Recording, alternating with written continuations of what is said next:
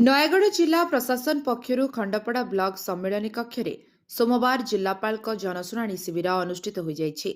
ଜିଲ୍ଲାପାଳ ଅକ୍ଷୟ ସୁନୀଲ ଅଗ୍ରୱାଲ, ଉପଜିଲ୍ଲାପାଳ କର୍ଣ୍ଣଦେବ ସାମଦାର, ଜିଲ୍ଲା ପରିଷଦ ମୁଖ୍ୟ ଉନ୍ନୟନ ଅଧିକାରୀ ଲଗ୍ନଜିତ ରାଉତ, ଅତିରିକ୍ତ ଜିଲ୍ଲା ଆରକ୍ଷୀ ଅଧୀକ୍ଷକ ସୁଭାଷ ଚନ୍ଦ୍ର ପଣ୍ଡା, ଖଣ୍ଡପଡ଼ା ଏସ୍ଡିପିଓ ମଦନ ମୋହନ ପ୍ରଧାନ, ଖଣ୍ଡପଡ଼ା ବ୍ଲକ ଉନ୍ନୟନ ଅଧିକାରୀ ଅଙ୍କୁର ଅଭିଳାଷ, ତହସିଲଦାର ବିଶ୍ୱ ବିଶ୍ରୁତ ତ୍ରିପାଠୀ, ବନାଞ୍ଚଳ ଅଧିକାରୀ ଦିଲ୍ଲୀପ କୁମାର ପଟ୍ଟନାୟକ, ଖଣ୍ଡପଡ଼ା ବ୍ଲକ ଅଧ୍ୟକ୍ଷା ଉପମା ବେହେରାଙ୍କ ସମେତ ଗ୍ରାମ୍ୟ ଉନ୍ନୟନ ବିଭାଗ, ପୂର୍ତ୍ତ ବିଭାଗ, କ୍ଷୁଦ୍ର ଜଳସେଚନ ବିଭାଗ, କୃଷି ଓ ଉଦ୍ୟାନ କୃଷି ବିଭାଗ ଓ ଅନ୍ୟ ବିଭାଗର ବରିଷ୍ଠ ପ୍ରଶାସନିକ ଅଧିକାରୀମାନେ ଶିବିରରେ ଉପସ୍ଥିତ ରହିଥିଲେ।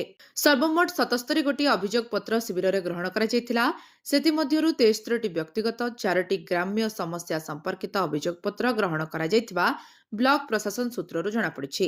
ବିଭିନ୍ନ ଅଭିଯୋଗ ମଧ୍ୟରୁ 27ଟି ଅଭିଯୋଗର ତତ୍କାଳ ଶୁଣାଣି କରାଯାଇଥିବା ବେଳେ ଅନ୍ୟ ଅଭିଯୋଗଗୁଡ଼ିକୁ ତ୍ୱରିତ ସମାଧାନ ନିମନ୍ତେ ବ୍ଲକ ଉନ୍ନୟନ ଅଧିକାରୀ ଓ ବିଭିନ୍ନ ବିଭାଗର ପ୍ରଶାସନିକ ଅଧିକାରୀମାନଙ୍କୁ ଜିଲ୍ଲାପାଳ ନିର୍ଦ୍ଦେଶ ଦେଇଥିବାର ସୂଚନା ମିଳିଛି। ଖଣ୍ଡପଡ଼ାରୁ ସଦାଶିବ ପାତ୍ରଙ୍କ ରିପୋର୍ଟ, ଲିଭ୍ ଲାଇଫ୍ ଓଡ଼ିଆ।